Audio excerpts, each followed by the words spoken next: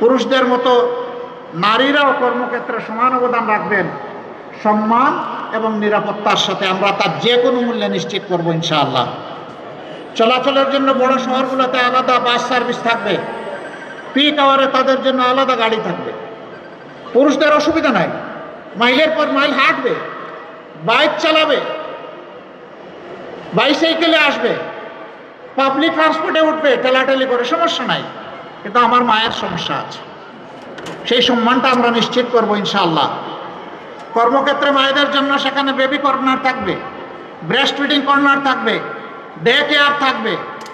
এই সব ব্যবস্থাও নিশ্চিত করা হবে। পর্যাপ্ত পরিমাণে একটা সংখ্যা যদি সেখানে মায়েদের অবস্থান থাকে, একেবারে কম হলে করাটা কঠিন হবে। পর্যায়ক্রমে সব ইনশাআল্লাহ আমরা করব।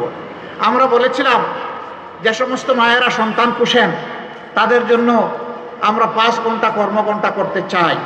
কিছু লোক হই রই রই শুরু করে দিল। 5 ঘন্টা করলে তারা তো আর মানুষ তাদেরকে কর্মক্ষেত্রে নেবে না। আমাদের কথাগুলো না শুনেই চিৎকার শুরু করে দিল, লাফালাফি শুরু করে দিল। আমরা কি বলেছি তারা বোঝারও চেষ্টা করে নাই।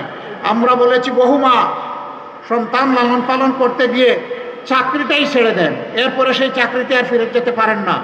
বরঞ্চ 5 ঘন্টা যদি কর্মঘণ্টা করা হয়, সন্তানের সেখানে যদি বেবি কেয়ার সিস্টেম করা হয়, তাহলে ও মা তার প্রয়োজন পূরণের জন্য, তার দক্ষতা কাজে লাগানোর জন্য সেখানে থেকে যাচ্ছেন, তাকে বিদায় নিতে হচ্ছে না, তিনি ঝরে পড়ছেন না। আমরা বলেছি এই যে গ্যাপ হবে, এই গ্যাপের দায়িত্ব রাষ্ট্রকে নিতে হবে।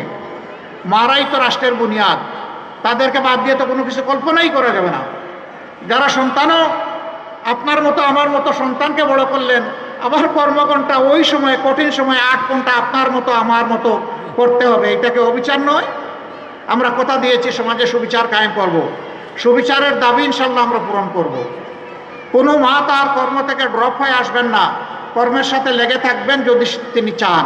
তবে হ্যাঁ, কেউ যদি মনে করেন যে না আমি 5 ঘন্টা নয় 8 ঘন্টাই করব, শি উইল বি অ্যাপ্রিসিয়েটেড, তাকে অভিনন্দন জানানো হবে, কোনো সমস্যা নাই, আমরা বাধ্য করব না। সম্মানিত মা ও বোনেরা, এটা কি শুধু মুসলমান মায়েদের জন্য? Of course not. এটা মায়ের জাতির যারাই হবেন, যে ধর্মেরই হবেন, তাদের সকলের জন্যে।